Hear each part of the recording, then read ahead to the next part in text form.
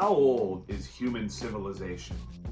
As we've discussed, the word civilization has various interpretations, but if you're going to work with the definition that we use as a class, which is a highly complex and organized society with all those 8 features of civilization like public works and arts and architecture and job specialization and government, then civilization is only about 10,000 years old.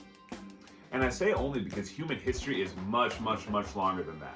But in order for civilizations to be built, a very important revolution needed to take place that changed the way that humans live and made all the things that we associate with the word civilization possible. And that change, that revolution, what many historians classify as the most important turning point in all of human history, was the advent/discovery of agriculture. One way to understand why the agricultural revolution was so important is to think about human work. And that's because prior to the agricultural revolution, every human being on the planet had the same job. The same job. What job was that? I'll give you a few seconds to think about it. If you said hunter-gatherer, you're right. A hunter-gatherer is just what it sounds like. It's somebody responsible for hunting and or gathering food.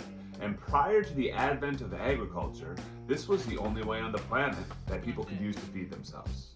And the thing about hunting and gathering is even though it's a lot of work, it doesn't produce a ton of food. Certainly not comparable to the amount of food that a field of corn or a barn full of cows can produce.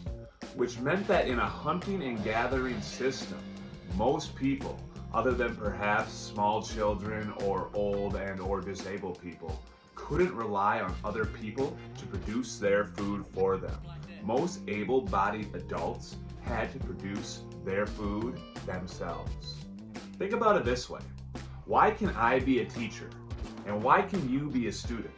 What about our current food production system allows us to do the things that we're doing? The only reason that humans not involved in food production can do the things that they do is because other people are producing their food for them. And these people weren't around until about 10,000 years ago. They're called farmers. Farmers produce a tremendous amount of what we call surplus, which means that they don't just produce enough food for themselves, they produce enough food for others. And since those others aren't needed in the production of food, in hunting or fishing or gathering or farming, they are free to do other things. This is the foundation for civilization. This is what made it possible for people to be things like artisans and architects and scribes, politicians and rulers. Without other people producing their food for them, people would not be free to do the things that they did in order to build what we call civilization. If you and I didn't know where our next meal was coming from, we wouldn't be sitting here teaching and learning. We'd be out in the woods looking for bushes with berries or squirrels to stab. But because of the enormous surpluses that modern agriculture produces, the vast, vast majority of people on this planet don't need to worry about that. So clearly the advent of agriculture was a good thing, right? There is actually some debate about that. And while agriculture has certainly made life easier for many of us, there are others who argue that the advent of agriculture and the civilizations that it made possible have put human beings on a historical trajectory that cannot end well.